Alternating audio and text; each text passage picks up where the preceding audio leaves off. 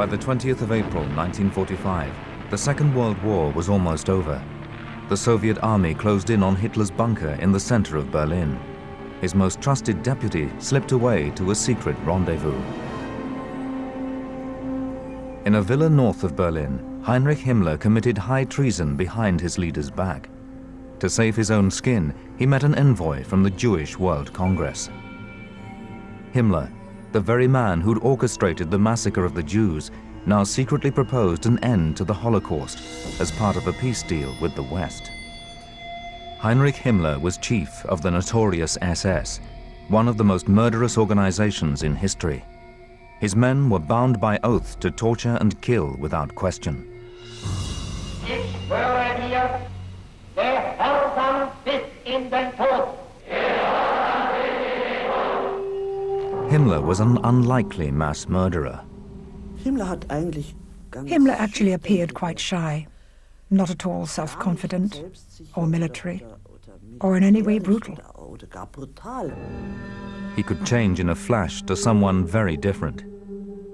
1 minute he was this nice, jovial man who you could talk to.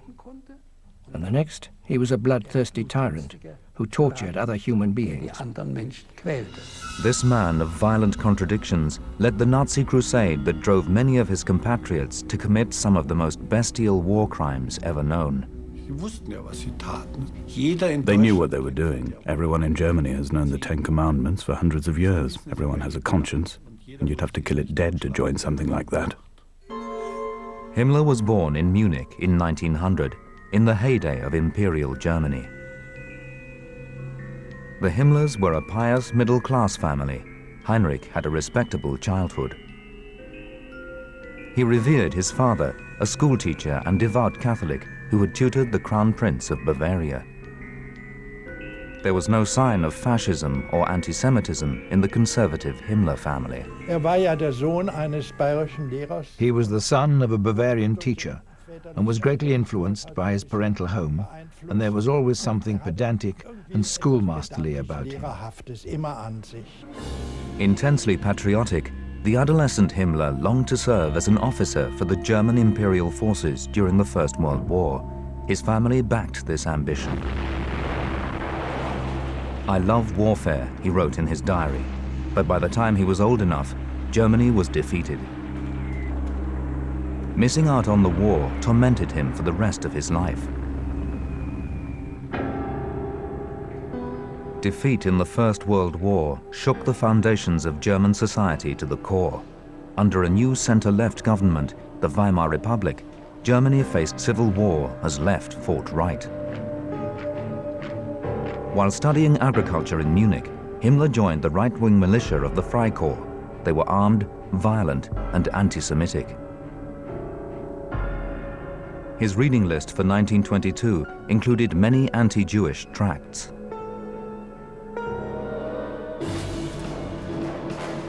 In the failed coup of 1923, it was none other than Himmler who carried the flag for the Nazis on the streets of Munich. After the coup was crushed, Himmler spent several years trying to make it as a chicken farmer, but he remained a fanatical supporter of Hitler. Hitler was closely protected by his bodyguard, the Schutzstaffel, or SS. In 1929, he made Himmler its chief.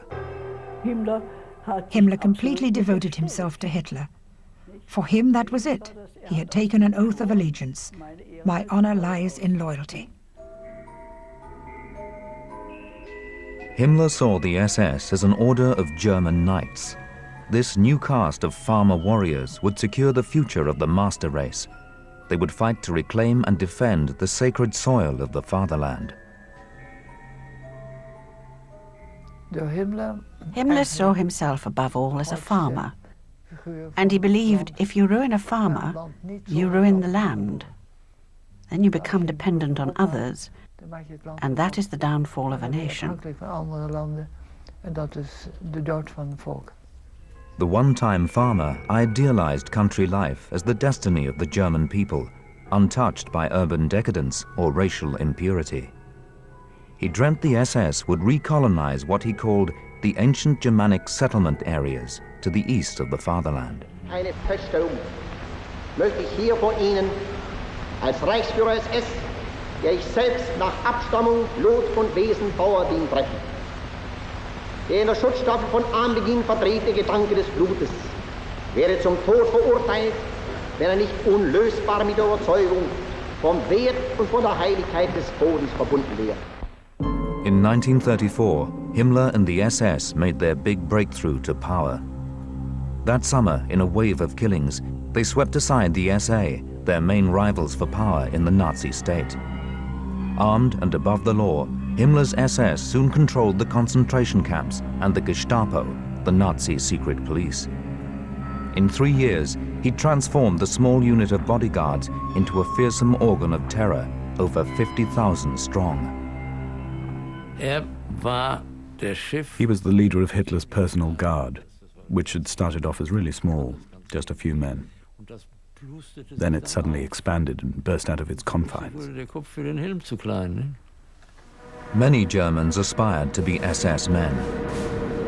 Till 1935, Himmler himself hand-picked recruits to his new elite. They had to be perfect physical specimens, preferably blonde and blue-eyed.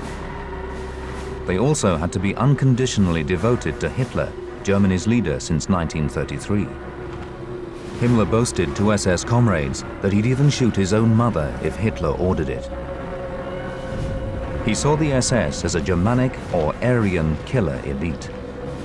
Members of the Aryan race were those who looked straight ahead, you see. Guts, stamina, self-discipline. My grandfather used to say, keep a smile on your face until you breathe your last. He tried to ensure that his men were regularly indoctrinated with Nazi theories of Aryan supremacy. He wanted this racism to be the organizing principle of the Nazi killer state, with the SS as its executioner. We are the race that must rule the world. That's what they said to us. And all other races must be subordinated to the Aryan race. They are no more than slaves. We rule the whole world. Franciscan novice Gerion Goltman joined the SS security forces to escape frontline military service. He was shocked by what he found. Not a word about religion. Nothing. Their religion was simply the Aryan race, which was what they took as their creed. Himmler turned a Westphalian castle into the center of this new pseudo-religion. Obsessed with the occult, he believed Wewelsburg was a sacred Germanic site and made it the center of a bizarre SS cult. He imagined the 12 most senior SS commanders would meet here, just like the Knights of the Round Table. Himmler believed his new SS faith would replace Christianity. Himmler's aim was to establish the Wewelsburg as the headquarters of the SS, with everything that stood for the SS. If an SS man got married, he could go there and receive his SS ring. If he later fell in battle, the SS ring was to be brought back to the Wewelsburg and kept there.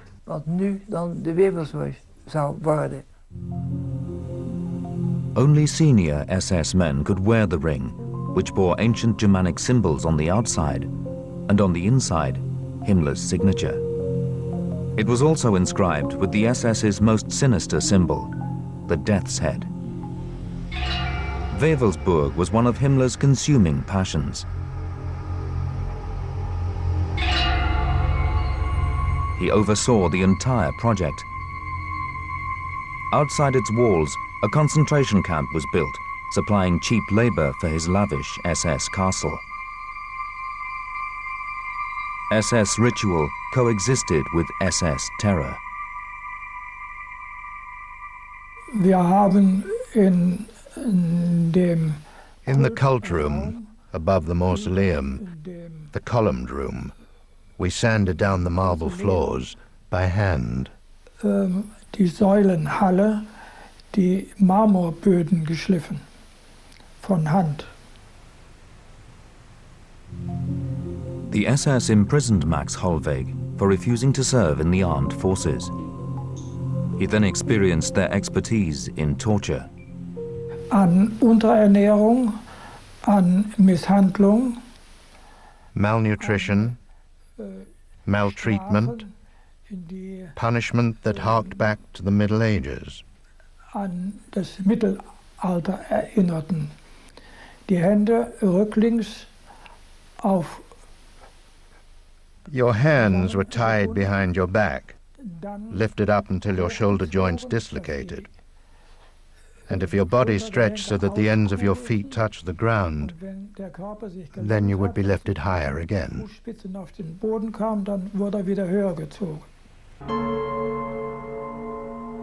Himmler was Lord of Wewelsburg. He paid 1 mark a year for it, a peppercorn rent. But he lavished 13 million marks on rebuilding it. Its design and reconstruction was carried out by a team of SS experts. The adjoining village would be flattened.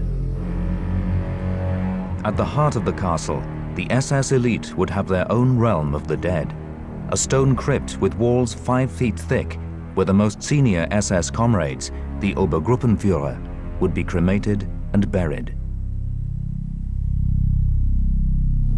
Wenn die Weltgeschichte später aussprechen wird, Adolf Hitler war der größte arische, nicht nur der größte germanische Führer, dass sie dann über uns sagt, und seine nächsten Gefolgsmänner, seine Paladine, waren treu, waren gehorsam, waren gläubig, waren standhaft, sie waren es wert, seine Paladine gewesen zu sein. Himmler would use the SS to try and realize his master's dreams of world domination.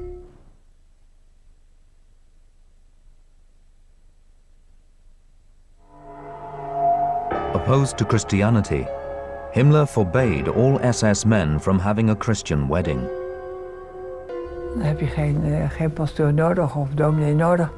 You didn't need a pastor or a priest. You could do it yourself. An SS wedding was carried out at home, with lovely music, a few close friends, and the whole family. Many SS men broke these rules and remained Christians. Himmler persisted. A committed pagan, he cultivated astrologists and clairvoyants. Even Albert Speer, a fellow Nazi, described him as half schoolmaster, half crank. A vegetarian keen on homeopathy, Himmler recommended his forces to follow suit and eat leeks for breakfast. To many SS men, these were crazy pipe dreams.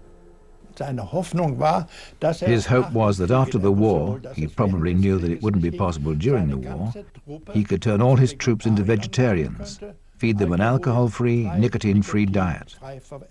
That was his vision for the future, and he believed that this would be the best way to continue to breed a superior German race. Himmler's demand for undying loyalty from his troops was far more successful. It's what made them such formidable warriors. The combat troops of his Waffen-SS were widely hated and feared. If they took heavy losses, they'd still fight on. They'd obey orders even if it meant committing war crimes. Like Himmler, many of them believed some lives were worth a lot more than others.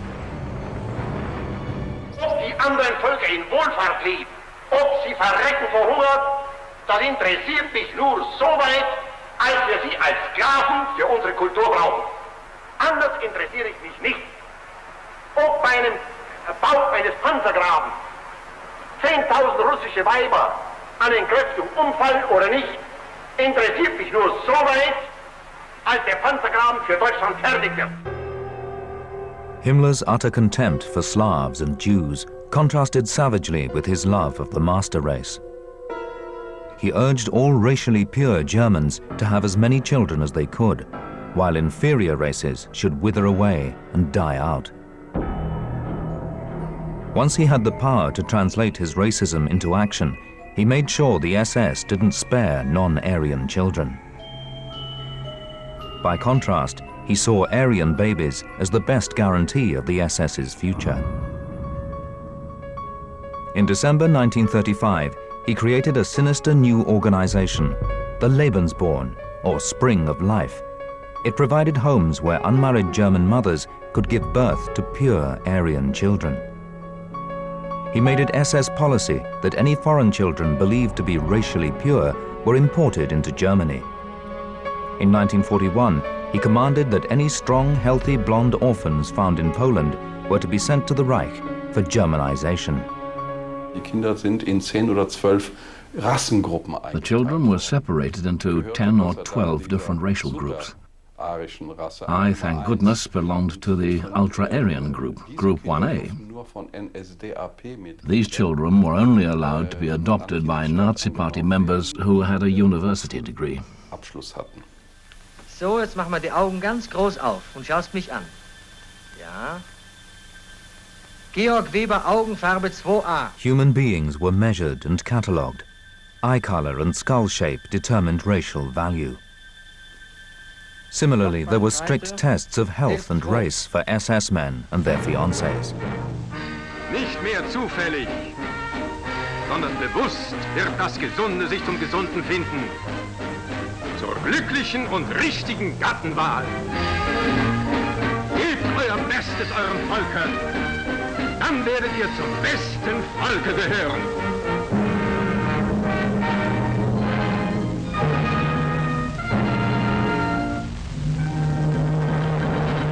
Himmler hoped these SS marriages would help create the next generation of the master race, consolidating the rule of the Third Reich.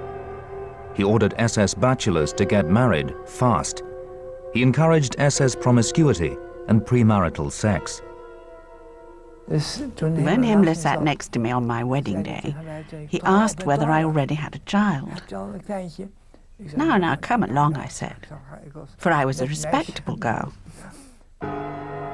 SS men were ordered to have at least 4 children, preferably sons, in or out of wedlock. Home leave was often given to stimulate procreation. Childless SS men were paid less. Himmler encouraged them to make as many women pregnant as possible, as long as they were of German stock. Dann kam plötzlich der Adjutant und sagte, Then suddenly the adjutant came and said, "Now I'm going to say something that is for your ears only. You must not speak of it outside. This is an order of the day from Himmler to the SS." Then he read it out to us. So many young German men have died in the Polish campaign, and they must be replaced. And in Germany, swarms of suitable girls are waiting for the soldiers. Girls who would gladly sleep with them to give the Führer new children. He said that straight out. Himmler considered this order to be promiscuous perfectly logical. For many SS men, it was immoral and offensive. The soldiers sat there in silence. You could tell how angry they were. Hitler forced him to revoke the order, but Himmler was an incurable fantasist. In his quest for Nazi heroes, the SS chief ransacked German history. In Quedlinburg Cathedral, he performed a strange ritual in the crypt to commemorate the 1000th anniversary of the death of the Saxon king Heinrich. Der Reichsführer SS legte einen Kranz und Eichenzweige vom deutschesten aller Bäume auf die Gruft.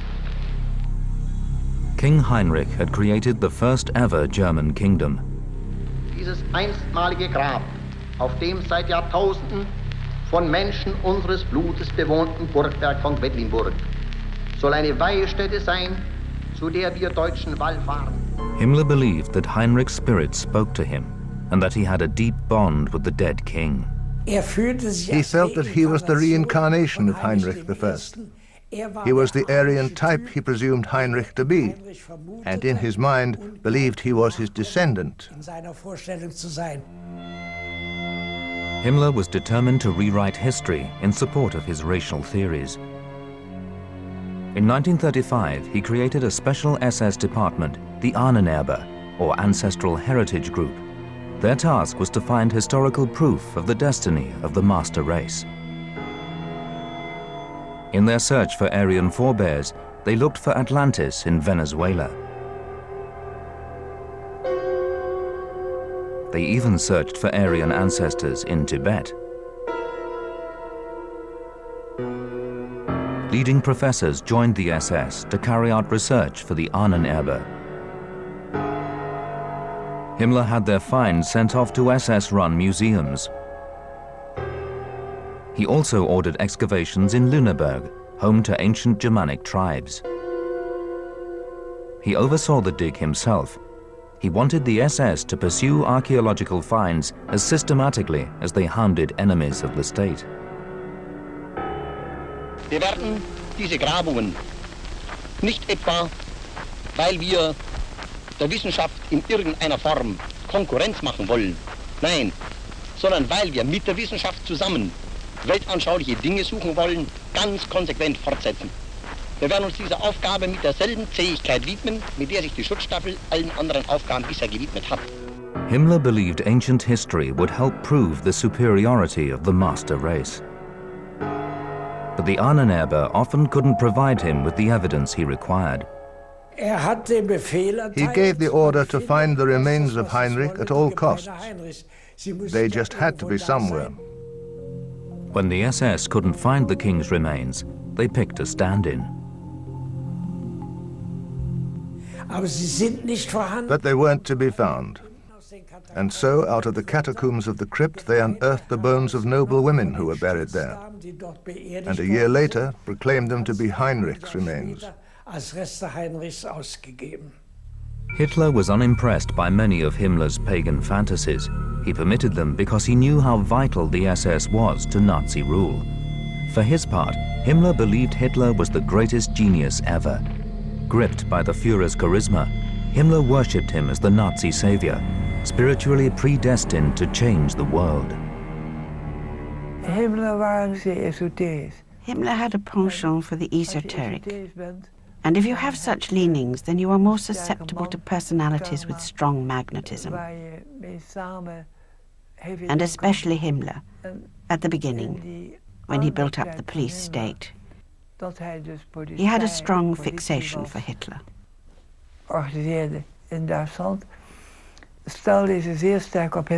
From the start, Himmler's police state was predicated on terror. The Nazis had already pioneered the use of concentration camps for political prisoners.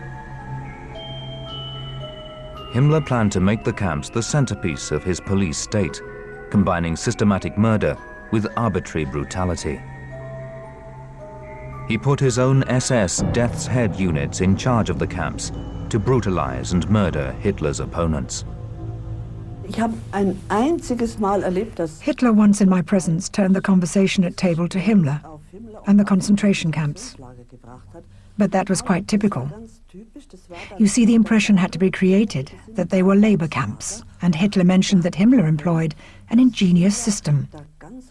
For example, he made a notorious arsonist responsible for the fire watch.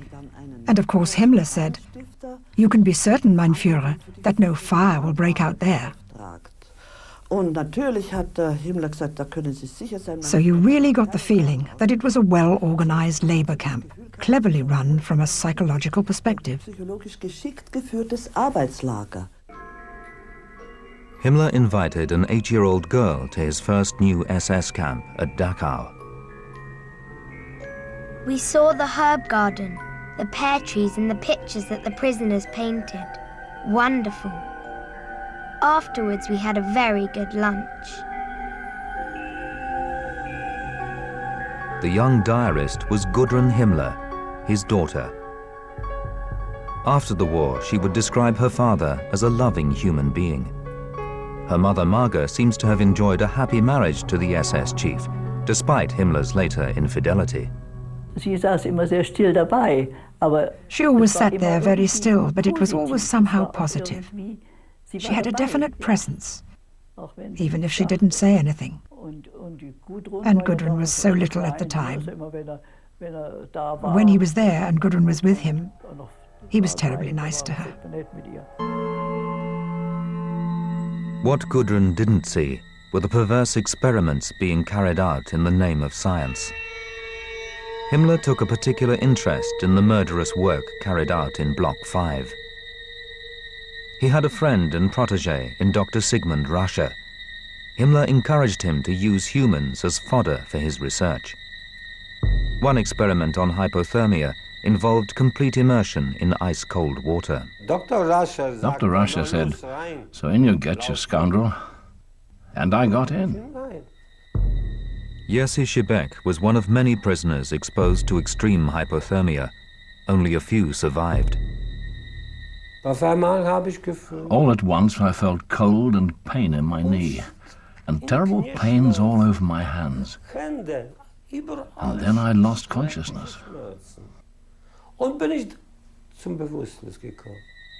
In a letter to Russia, Himmler requested further experiments and asked to be kept up to date. Russia obliged. He carried out lethal experiments to test pilots' ability to fly at high altitude. There were further casualties. In the air pressure experiments alone, over 80 people were killed. Himmler was completely indifferent to their fate.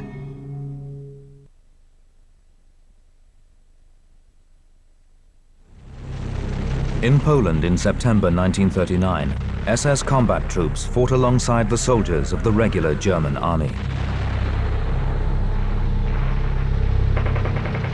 Behind the lines, other SS units liquidated the Nazis' political opponents. Hitler took great pride in the military exploits of the SS. One of its commanding officers, 𝗧𝗿𝗍𝗃, here seen with Himmler, was regarded as a Nazi hero. Many regular German soldiers suspected the SS leader's long-term plans.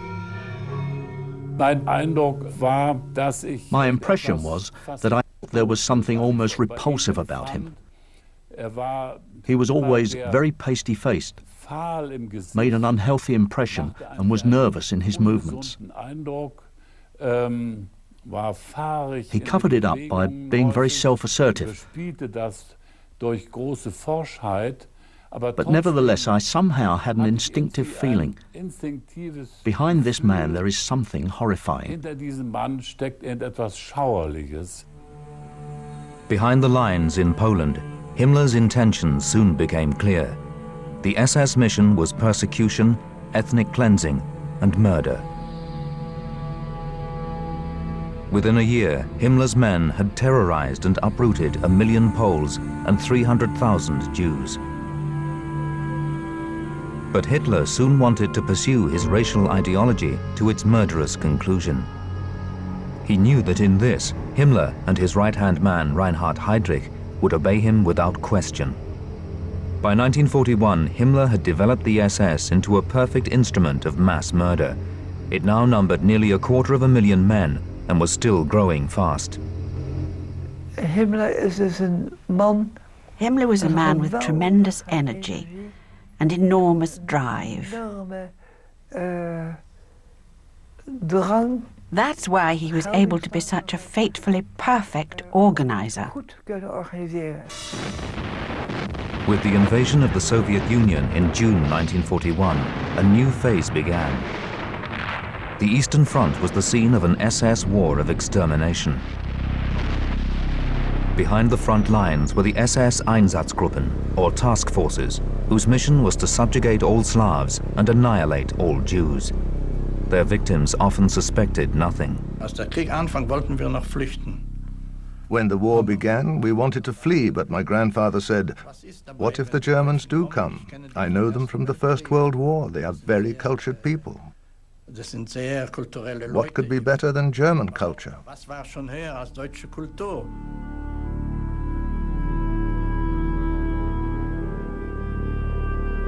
The SS often forced their victims to dig their own graves. Within 6 months, the Einsatzgruppen murdered at least 500,000 people. In August 1941, Himmler visited the front line at Minsk, Russia. Unlike Hitler, he personally witnessed the SS murdering Jews several times.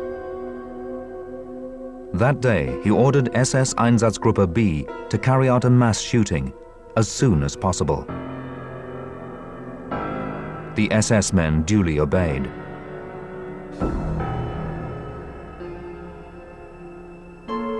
Outside the city gates, 100 prisoners were led to a freshly dug trench. They were ordered to climb down and lie in it, face down. Then the SS opened fire. After the war, Himmler's adjutant 𝗧𝗿𝗶𝗁𝗆 described the scene.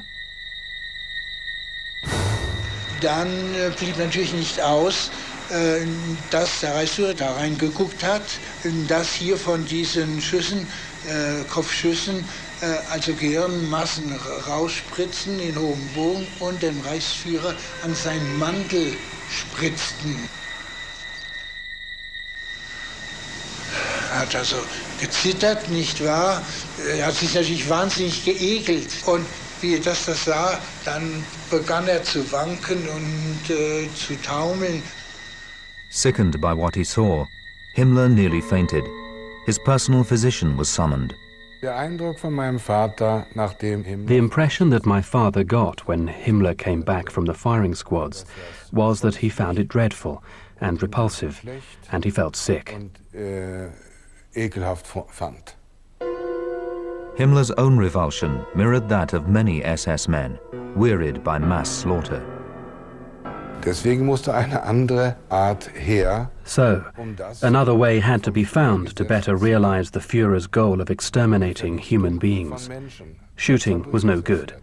An alternative method had to be found. A more efficient agent of death was soon found: gas. First the Nazis used carbon monoxide, and later a prussic acid gas, Zyklon B. This new form of industrialized murder was far more efficient and less labor-intensive than shootings.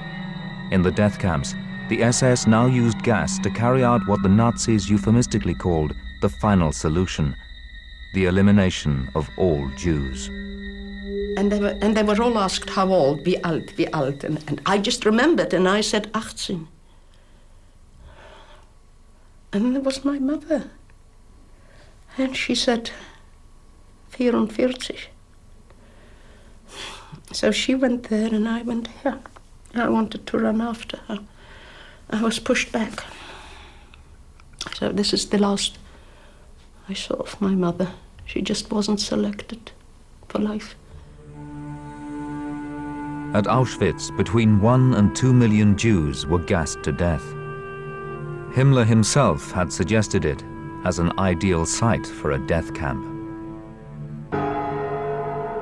On the 17th of July, 1942, soon after Auschwitz was built, Himmler paid a visit following a trip to the front lines in the east. 449 Dutch Jews were ordered to get undressed and take a shower. Deception was a key component of the SS death machine. Himmler watched through a viewing window. The people went in. They were still laughing, and they asked where they were. And we had to keep quiet and say nothing about what was going to happen to them. If we told them, then they suffered even more. They started screaming and crying. Himmler saw the gas chambers as the perfect answer to the so-called Jewish question. Es soll zwischen uns ausgesprochen sein, und trotzdem werden wir nicht in der Öffentlichkeit nie darüber reden. Von euch werden die meisten wissen, was es heißt, wenn 100 Leichen beisammen liegen. Wenn 500 da liegen oder wenn 1000 da liegen. Und dies durchgehalten zu haben. Und dabei, abgesehen von menschlichen Ausnahmeschwächen, anständig geblieben zu sein, hat uns hart gemacht und ist ein niemals genanntes und niemals zu nennendes Ruhmesblatt. In August 1943, Hitler rewarded Himmler by appointing him Minister of the Interior. Himmler was now the second most powerful man in the Third Reich. Yet he remained quiet and unassuming. Once it so happened that Himmler escorted me to dinner. You see, every man was assigned a female partner at table. The table arrangements had always been made beforehand. And that was the first time I actually really met Himmler personally, in a private capacity. And my first impression was that he was actually quite an inconspicuous and insignificant man, more a senior schoolmaster type. As Hitler's empire grew, Himmler ran out of Aryan recruits and was forced to relax selection policy for SS combat troops. Reichsführer SS Heinrich Himmler besichtigt eine neu aufgestellte Freiwilligendivision. Die Soldaten dieser Division sind Musulmanen aus dem europäischen Südosten. Auch sie erhalten die bewährte Grundausbildung der deutschen Wehrmacht. Throughout the war, Himmler sought to replenish Germanic stock by every means at his disposal. In late 1941, he ordered the mass kidnap of racially pure Polish children. SS men duly obliged, combing occupied territories for suitable candidates. Woke up, cried, tired, was put on the table. Then there were lots of people, and 2 dogs. 𝗧𝗿𝗱𝗁𝗍𝗶𝗁 was 3 when the SS came for him. Mothers had to carry their children for around 3 kilometers. They were snatched from their arms and distributed between the trains in the wagons. And on the wagons it said, "Polish children to feed the Reich." Children from Poland, Russia and Ukraine were stolen and imported. Over 200,000 were adopted by German families loyal to the Nazis. Many never found out who their real parents were. For 12 years, 𝗧𝗿𝗱𝗁𝗍𝗶𝗁𝗍 mother had no news of her son. A German couple had adopted him. The Bindenbergs were Nazi party members with contacts at the highest level. One day, 𝗏𝗏𝗏𝗏 met an important visitor at his new home. Once Himmler was there, and he stroked my hand. I was blonde and looked very angelic. He said, "National comrade or party comrade," I can no longer remember exactly what he said, "you have a beautiful boy. What's your name then?"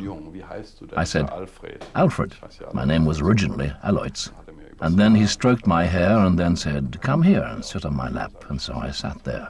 "Yes," he said, "one day you will be a good SS officer." Himmler himself procreated outside marriage with his secretary and mistress, 𝗬𝗏𝗏𝗶𝗁𝗏, nicknamed Herrchen, or Bunny. There is only one surviving photo of the couple together. She bore Himmler 2 children. Die Art, wie das Häschen, wie sie genannt wurde, the way that Bunny behaved within the very intimate circle in which she was known was actually a distinct relief for Himmler. Doch eine gewisse Erleichterung für Himmler und eine gewisse. He had a certain kind of romantic streak, which he was able to fulfill through her. Himmler wanted to divorce his wife Marga, but his mistress discouraged the idea. Despite his long affair, he managed to maintain an affectionate relationship with Marga, seen here after the end of the war with his daughter Gudrun. Himmler planned to allow polygamy for worthy Germanic men. Fellow Nazi Martin Bormann backed the plan. Unser Vater hat ja mit Himmler die Idee vertreten. Together with Himmler, our father favored the idea that they should be given permission to take a second wife Mehrfach-Ehe genehmigt bekommen or have a polygamous marriage after the war in order to replenish the awful loss of life from the war more quickly. Volkes schneller wieder aufgefrischt würden.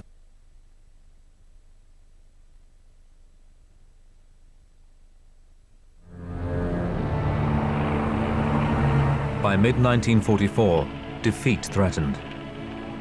Bombing of German cities intensified. Forced to retreat on all fronts, the Third Reich also faced internal dissent. Hitler had long suspected that some elements in the regular army were opposed to him. In July 1944, German dissidents, including army officers, tried to assassinate him. The SS led the campaign of revenge against the conspirators. But secretly, Himmler was already looking for a way out. He put out feelers to the west.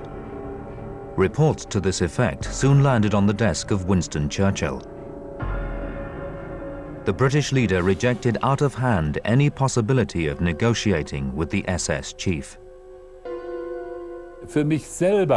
I personally found it incomprehensible that Himmler could seemingly move in a world that was beyond reality. How could he imagine that after all the atrocities he was responsible for, and after this terrible trail of blood that lay behind him, how could he imagine that one of the Allied forces would negotiate with him?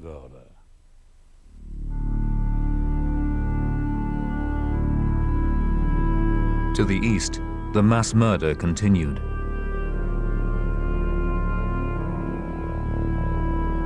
The Hungarian Jews were among Himmler's last victims.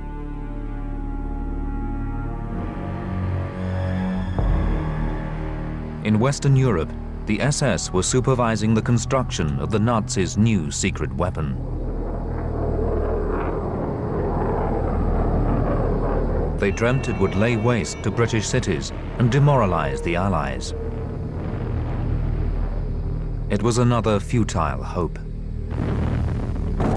By late 1944, Himmler was drumming up support for the new Volkssturm, or People's Army, a last-ditch Nazi home guard.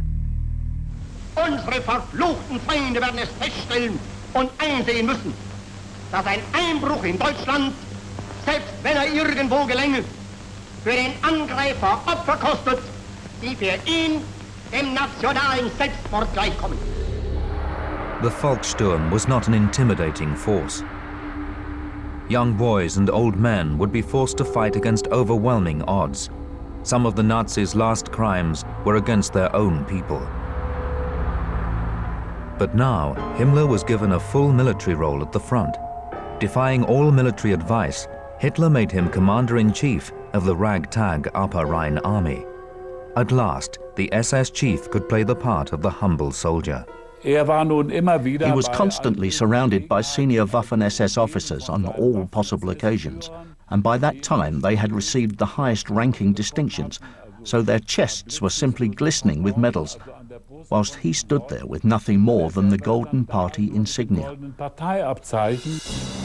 After a shattering defeat by the Soviets, Himmler was made commander-in-chief of Army Group Vistula, but by mid-January 1945, this too was overrun by the Red Army.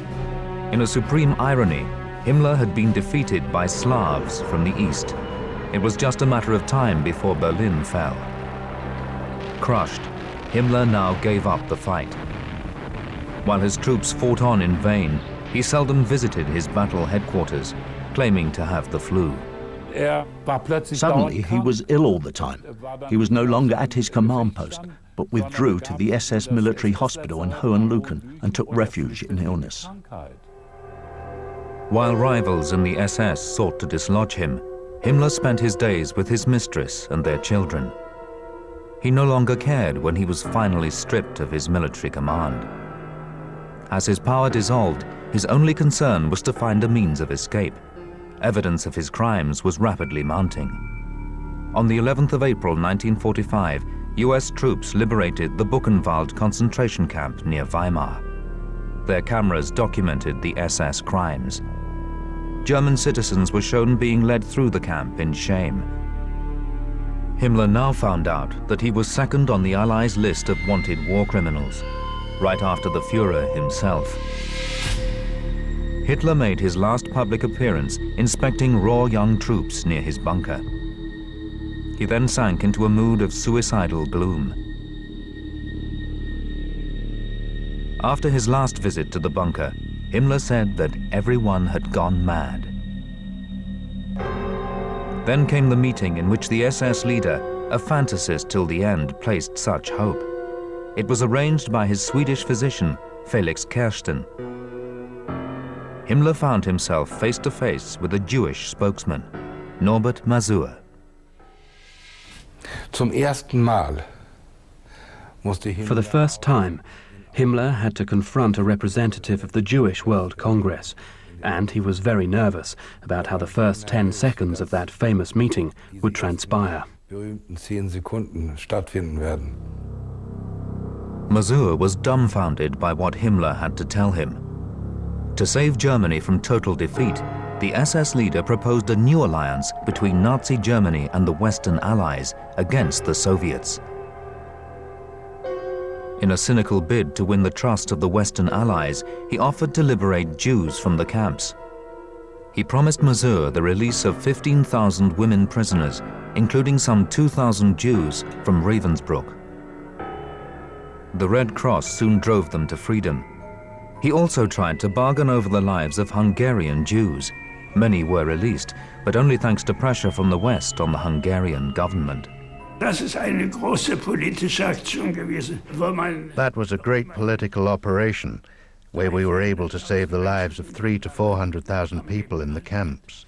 That was the most important operation that we were able to carry out. As the Allies advanced, Himmler's SS tried desperately to hide any trace of the mass murders. Camps were dismantled and evacuated. Many more Jews died in forced SS marches. Himmler now made another last-ditch attempt to negotiate with the West. His final peace offer was widely publicized. Himmler hat nach einer Meldung Großbritannien und der Vereinigten Staaten nicht, aber der Sowjetunion bedingungslose Kapitulation angeboten. In his bunker, Hitler was informed of Himmler's treachery. Furious, he stripped Himmler of all his offices of state. A world collapsed as Hitler's most loyal follower, Himmler, on whom he had depended so much, had now, as he put it, betrayed him. The following day, Hitler committed suicide. But Himmler continued to resist the inevitable. Dressed as a sergeant and disguised with an eye patch, he tried to mix in with the defeated troops. Together with his adjutants, he was arrested at a British checkpoint. Still unrecognized, he was sent for interrogation.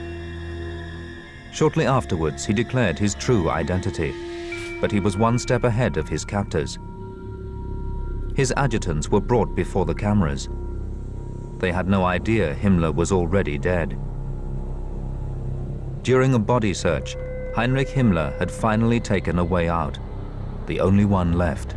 Himmler drew his head away and, clamping down on the doctor's fingers, crushed the phial of poison which he had been carried in his mouth for hours. The British quickly buried Heinrich Himmler. He lies in an unmarked grave near Lüneburg, where shortly afterwards the Allies accepted Germany's formal surrender. It was an ignominious end for the man who had craved to die as a German warrior hero.